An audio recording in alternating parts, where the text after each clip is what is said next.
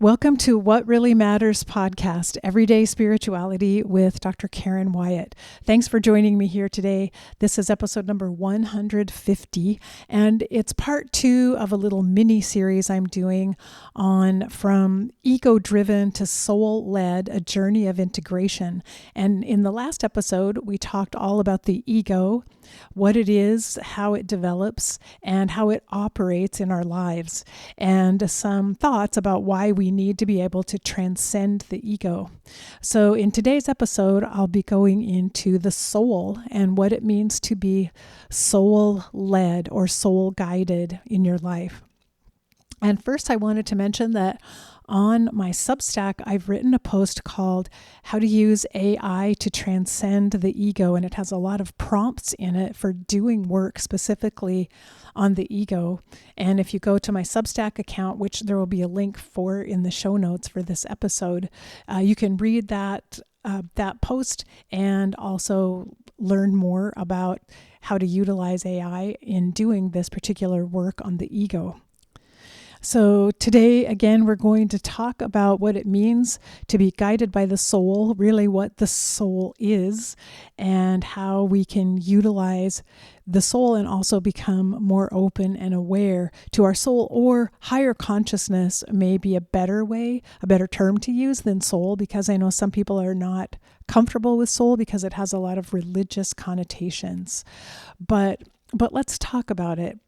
And the theme for this episode is the fact that being led by the soul means living from love, not fear, because as we talked about last week, fear is the tool of the ego. That's how the ego operates in the world.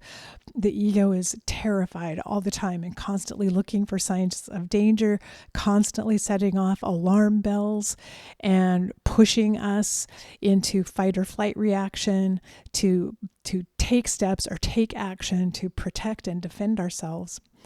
But the soul operates from love, and it's a higher perspective of wisdom.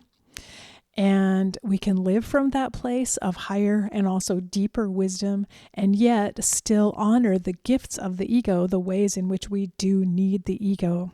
But we have to become open and aware of the presence of the soul in our own lives.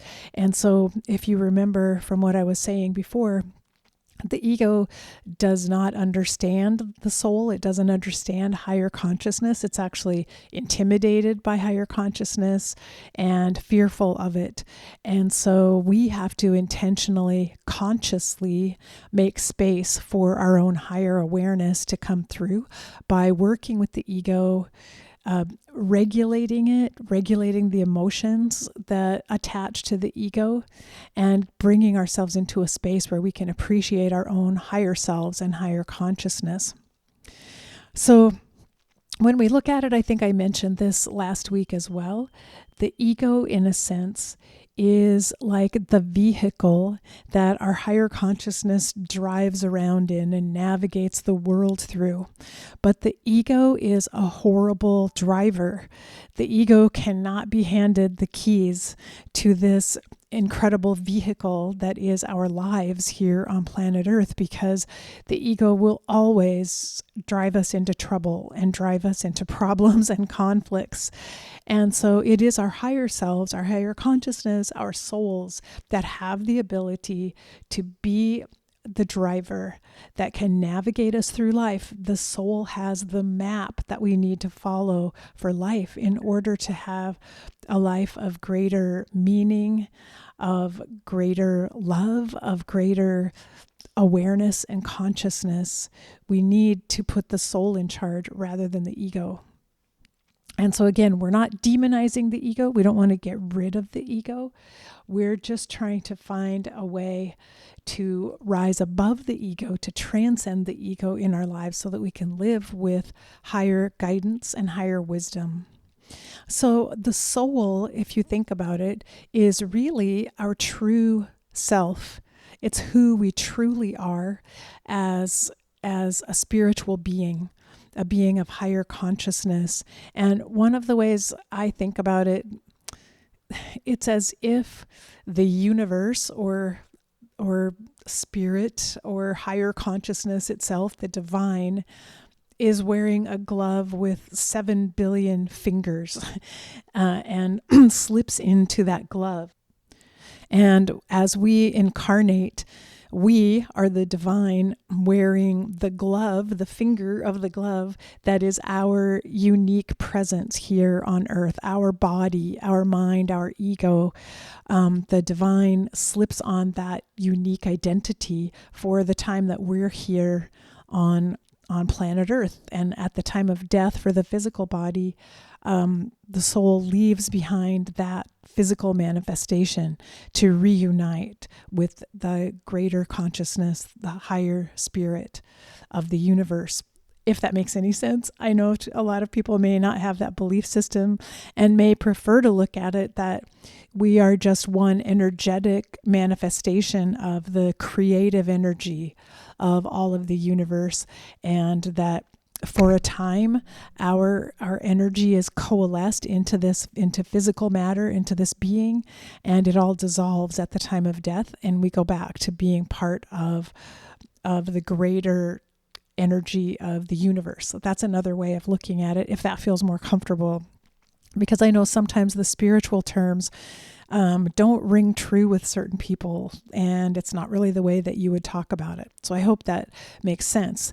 Another way of looking at it is that we are a manifestation or a reflection of what is divine in the universe. And our higher selves, our souls, are not limited by space or time. While our souls are occupying a physical body, they're not limited to the capabilities of this physical body, and they won't die at the end of life. When the physical body dissolves away, the higher self will continue on in some form or another as energy, particles of energy, as light, however you may think about it. And yet this higher consciousness part of ourselves is an enormous treasure. It carries innate wisdom. It carries compassion and our ability to experience true love and true joy. And our very purpose for being here on the planet resides within this higher consciousness that we have.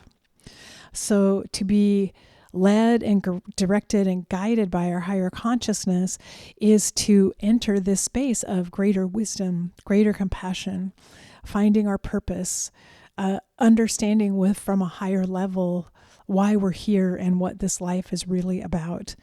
And the ego struggles with all of those questions. The ego is kind of miserable and really suffering because it can't answer any of those questions for us. The ego constantly seeks and tries to find answers to these deeper questions of life, but the ego cannot hold or see or envision the answers to them. It's really the higher self that provides that type of wisdom to us. So it's the reason why people who are trapped in ego, who have never even been aware that they have a higher self, sometimes spiral through life and end up feeling pretty miserable and unhappy, and life itself begins to feel meaningless.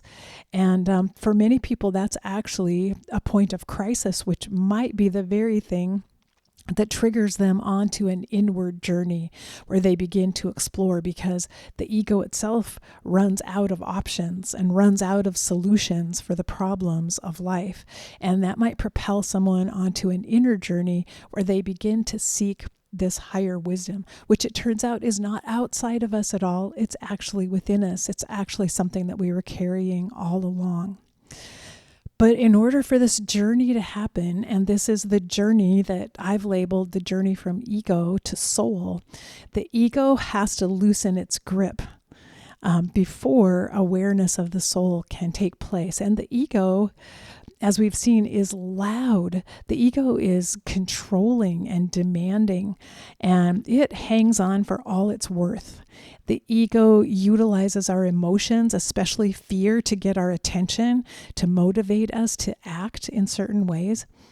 And the ego, the way I see it, the ego kind of fills the room wherever we are. The ego is the loudest voice, and it is clamoring for attention trying to get us to do something to make it feel better, and creates kind of a constant noise in our heads. And so it's going to take some work in order to rise above the ego. And oftentimes, as I already mentioned, some sort of a breakdown has to happen before there is a breakthrough. This just happens to be part of the cycle of life.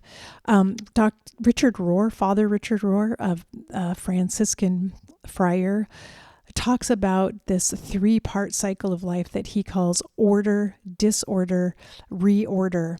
And we spend much of our early lives trying to create order in life, trying to establish certainty and control. And this is the ego-driven part of life.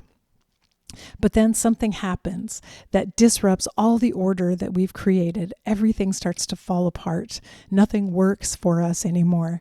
And we cannot stay in that orderly place. We get thrust into a time of disorder.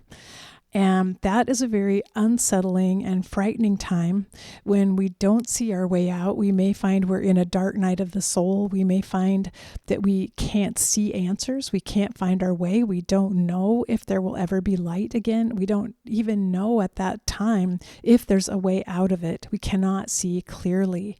And it takes patience and it takes time for us to get through that dark part of the disorder aspect of life before we begin to see things falling together again into a new order. So when we reach the phase of reorder, we're not reordering the same existence that we had before. It's actually something new, something creative and new emerges after we spend time in disorder. And so this is the story oftentimes for how the ego actually begins to wake up to higher consciousness by experiencing some sort of disruption, something that disturbs the order the ego had been trying to create and makes it impossible. That place of order that was fine before doesn't work anymore. And the ego is desperate and at loose ends. And that's when the time of disorder occurs, when everything seems to be falling apart. That's actually the place where our entire society and our country is in that place of disorder right now. Things are being disrupted all around us in every area. It's been going on for a while now, but it's reaching a peak. It's getting worse and worse. We can see it with our eyes. We can feel it in our everyday lives that the structures that we had depended upon before that seemed to bring order into our lives are slowly starting to crumble and fall apart. It's a frightening time. It's terrifying for the ego, but I'm here to tell you it's actually a necessary phase of existence, of life, and on the spiritual path if we're going to move on and evolve to higher consciousness. And so I've used this metaphor a lot before, the metaphor of the caterpillar and the butterfly. And so I'm sure you're familiar with it, that the caterpillar represents a certain type of order in life. The caterpillar is just here to eat leaves and grow thick and plump, until one day the caterpillar is motivated to spin a cocoon around itself. And that's when the disorder and the disruption begins, because it's inside the cocoon that the body of the caterpillar begins to dissolve away. And it actually dissolves into just goo, except there are these very special cells called the imaginal cells that contain the DNA for the butterfly that will emerge one day. So as the caterpillar is completely falling apart, completely dissolving and being wiped out, the imaginal cells remain. They've been waiting all this time. And the imaginal cells migrate together, and once they connect together, a butterfly begins to form inside that cocoon. It's so magical. And this metaphor, I think, is just wonderful for us to contemplate, because how many times have we found ourselves inside a cocoon feeling like, oh my gosh, everything's falling apart. I'm dissolving away. I don't even know if I'm still going to be here. I don't know if I can even carry on. And yet we're in the cocoon. We're in the disorder phase. We're in the not yet. I think of sometimes we're in the not known. We don't know what the outcome will be. And so we go through this transitional time that's very disturbing, very frightening, and yet that's what it takes for the new emergence to arrive, for the butterfly to finally be released, and for us to finally awaken to our higher consciousness and higher selves. If you think about the difference between a caterpillar and a butterfly, we would like to be the butterfly in our lives, right? We would like to be capable of flying around and have beautiful wings and spread joy and love and beauty throughout the world, rather than being the caterpillar that creeps along slowly on the branch, just eating leaves. We want to be the butterfly, but we can't skip the step of the cocoon in the middle. We can't skip the disorder process. It's essential. And that development, the butterfly does not exist without the dissolution of the caterpillar in the cocoon. So we have to accept that there is going to be a transition time when something will happen that is going to dismantle our old caterpillar selves before we can go on to become our butterfly selves, our higher selves. So again, it's often some sort of a breakdown. It might be illness. It might be a loss and the grief that follows it. There are stories of people having a startling moment of awakening when something amazing happens that they experience that causes them to wake up. That does happen at times, but the more common story is that things start to fall apart and we enter into that cocoon of disorder, where we have to make it through the transitional time before the awakening can happen. And I have a quote from Jana Oliver who says, "A soul is forged in the fires of adversity, not comfort." So no matter what, we have to become uncomfortable on this journey, especially when we get to this transition stage, when things fall apart before the new can emerge. We are going to experience some discomfort. And I've come to believe that grief is actually a really important part of this journey and this process for many of us. And I think it really is grief itself that helps us get through the transitional phase. Grief breaks down the ego. For one thing, it breaks the illusion of control, because the ego has to face the fact that it cannot change the way things are. It simply can't, no matter how hard it tries. And there's a wonderful quote from Francis Weller's book, The Wild Edge of Sorrow, that says, "It is our unexpressed sorrows, the congested stories of loss when left unattended, that block our access to the soul. To be able to freely move in and out of the soul's inner chambers, we must first clear the way. This requires finding meaningful ways to speak of sorrow." And I think he's making such a good point here, that grief that is not expressed, sorrow that we have not found a way to work through, becomes an obstacle to connecting with our higher selves and our souls. So this period of mourning and grieving and really working through our sadness and pain is an essential part of this process of transformation to evolve into our higher selves. And more from Francis Weller from the same book.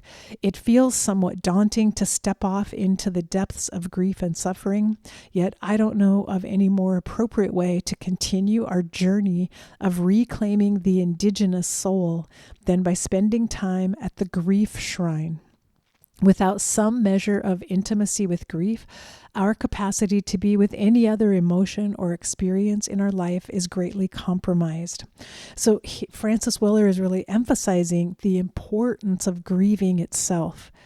And when we look back through our lives, we may find all sorts of losses that we have never really grieved for. Maybe because they were losses that ambiguous losses that felt like society doesn't support an actual experience of grief when we have this type of loss. It's just part of life. Get over it. Don't think about it. And even grieving deaths that have happened in our lives, that's not so well supported in our society either. We're encouraged to rush and hurry up, make quick work of it, get rid of your grief and move on. And so most of us are carrying some hidden baggage within us that contains grief and sorrow that we've never addressed and never worked our way through. That will become an impediment to growth in our journey to try to get to our higher selves until we work on it. So we have to do this inward journey. This is what the inward arc is about, and go within in order to heal old trauma. We also need to retrain our nervous system because we want our nervous system to learn how to get into a state of relaxation rather than fight or flight when something starts to go wrong or break down. And most of us have never learned that. And this is something we're really that's really becoming more popular to talk about now, is actually learning how to train the vagus nerve, which is part of the parasympathetic nervous system and helps create the relaxation response, how to train the vagus nerve to actually kick in when something is going wrong instead of relying only on our ego-based sympathetic nervous system, which creates the fight or flight reaction and causes our heart rate to go up, our blood pressure to go up. We feel tension and anxiety. We feel ready to pounce, ready to take action and do something in the moment. But oftentimes that level of stress and anxiety is harmful to our health, and it actually doesn't lead us to the best actions that we could be taking during a time of crisis. So we need to retrain our nervous system to activate the parasympathetic nervous system so that we can rely on the calmness within us, the cool heads, the ability to think creatively and choose the right course and make the best decision. So we need to have skills for managing our difficult emotions. Many of us never learned that type of emotional intelligence, and that's something that we begin to work on when we do our inward journey. How do we stay calm? How do we manage these emotions that are arising? Acknowledge that they're there. We don't want to get rid of them or try to hide them away. That just compounds the problem. But we need to find a way to manage them and manage the ego itself in its attempts to control everything and to keep things the way it used to be. So what specifically can we do to wake up to our higher selves, to be led by our souls rather than our egos? And here's a quote from Carolyn Mace. She said, "The soul always knows what to do to heal itself. The challenge is to silence the mind." And that's a great tip, is that we also have to learn how to quiet down our thoughts so that they're not spinning off again in fear or anxiety and taking us to places where we're not creative and not productive. So we need times of stillness every day where we learn how to get quiet inside, slow down our thinking, stop all of our busy work, and take a moment or two to just be in a contemplative and reflective space. That requires some time, and we really do have to prioritize it and set aside a certain amount of time during the day. It doesn't need a huge amount of time. Even 15 minutes a day could make a big difference. And maybe it means getting up a little bit earlier in the morning or staying up a little bit later at the end of night. But taking some time to simply sit and be still. And one of the things we can do during that time of stillness or as part of our practice is to reflect on grief and loss, because as I'm saying, oftentimes they are part of this, the crisis that pushes us into the inward arc. Oftentimes we have unexpressed and unhealed grief within us. If we can attune to it, and maybe we use our still time to write in a journal and to write about whatever is coming up for us, but it might be grief and pain and sorrow that rises to the surface that we need to write about. But I mention it as something to focus on because it's so commonly a problem for each of us that we have unaddressed grief that needs our attention. So I think a grief contemplation, death contemplation also can be part of our regular spiritual practice. It's up to each of us to find what works for us, what helps us enter into that calm state of reflection. And for me, I have found a body practice connected to it, like doing yoga first, can help my body relax, which helps me get a more relaxed mind and then slows down my thinking. And then I can become more contemplative and reflect and do my journal writing or whatever practice I may have. That's helpful for me. For some people, there are other triggers like listening to music, reading something, looking at beautiful art, lighting a candle. There might be some other kind of ritual that helps people get into this more reflective state of stillness and calmness where we can reflect on what is happening inside of me right now. How do I need to grow?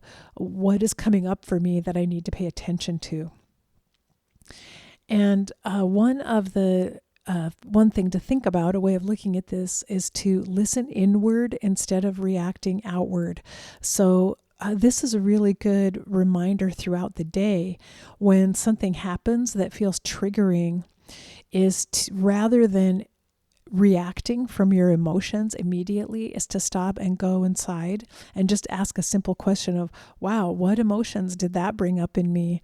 That person just cut me off in traffic. What emotions came up for me just then? Acknowledge that, look at that, see your own triggers as they're happening and recognize them.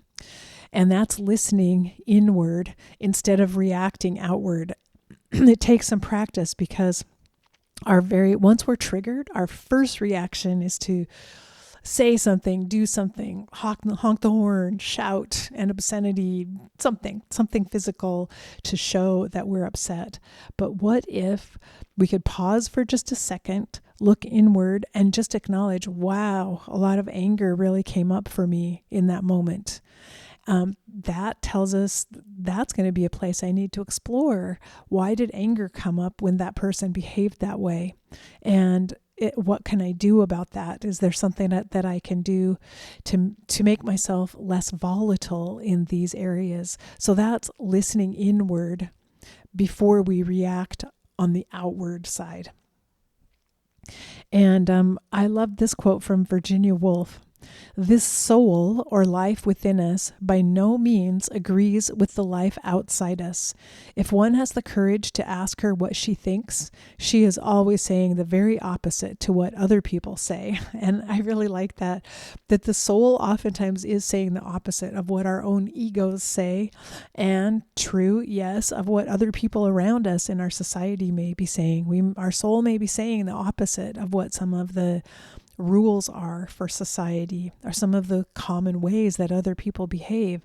But we are on the journey of learning how to listen to our souls and hearing that kind of paradoxical, even controversial message that our souls may have to share.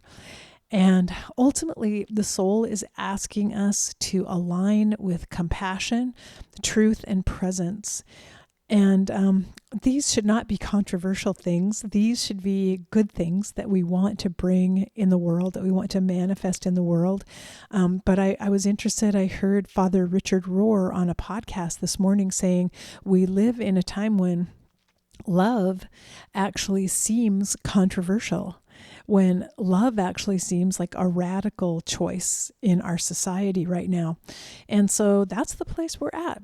This might be our souls are telling us be kind and be loving, and that action goes against, it's the opposite of what most people in our society are bringing to the world and manifesting right now. But it's important that we feel it and feel that within us and listen and align with what our higher selves are telling us in terms of how to show up in the world and what to bring to the world. And so the last thing to look at is just remembering that we still need to honor the ego. We don't try to destroy the ego. We want to be led by our higher consciousness, led by our souls, but we want the ego to go with us because the ego is very important for how we show up in the world. The ego gives us confidence and helps us relate to other people and create events and show up and do work for others and help out. We need the ego. The soul by itself couldn't function very well in the world. So we need our egos, and we need them to be strong. We just need them to be followers of higher consciousness and not trying to take the lead themselves. And so there's one thing that you can sometimes say when the ego will continue to hound you and talk to you with lots of messages that are fearful, or why, pay attention to this, what about that, what if this happens, why aren't you doing it this way, that's how we used to do it. As the ego speaks up and you hear the voice of the ego in your head, it's okay to turn around to the ego and say, thank you, I know you're just trying to protect me. Thank you for serving me in that way. I know you're trying to protect me. I've got it from here. You can rest. Thanks for being here with me. You're my partner. I value you. But I can see the way we need to go from here. And I don't need you to generate the fear of what's happening right now. So talk to the ego with love and compassion, but don't let it take over. Clarissa Pinkola Estes, a quote from her, she says, 3 things differentiate living from the soul versus living from the ego only. The ability to sense and learn new ways, that's the emergent self, the butterfly that's coming, the new order, the reorder. Second, the tenacity to ride a rough road. And that's the ability to get through the cocoon, to get through the transition time when everything's falling apart and we can't see the light anymore. We don't know what's coming. We're in the not yet and the not known. And then third, the patience to learn deep love over time. And ultimately, as I've said before, that's what we're here for, is to learn how to love as deeply and fully as possible in these lifetimes of ours. And so that is the essence of the soul's journey, the purpose of the higher self, to learn about love. And I have decided I need to add to that, to learn about love, and to learn also then how to grieve, and how to grieve in each moment, and how to carry grief openly in our hearts. Because the more deeply we love, the more deeply we will grieve. They go hand in hand. They come together. So as we're looking at how we navigate the future in a soul-led life, we're talking about love and its partner grief that will come to us together. They're not separable. And yet we focus on it. We make that the shining light that we are aiming toward, the beacon, the guiding light of how we make choices and how we choose to live our lives. So I hope you'll do a little journaling after this about your own soul and how you hear your soul. When does it show up? What's your relationship like with your higher self? And what can you do to foster that and to overcome the obstacles within? And where are you on the journey? Are you at a place of order or disorder, or are you in the process of reordering your life and emerging as a butterfly? And so wherever you are on that journey, I wish you love, and I hope that you're able to find joy in each and every day. And I'll be back next week with episode 3, part 3 of this little series on the journey from ego to soul. And until then, remember, we're here for love and grief. Face your fear. Be ready for whatever life brings you next, and love each and every moment of your very precious existence. Bye-bye.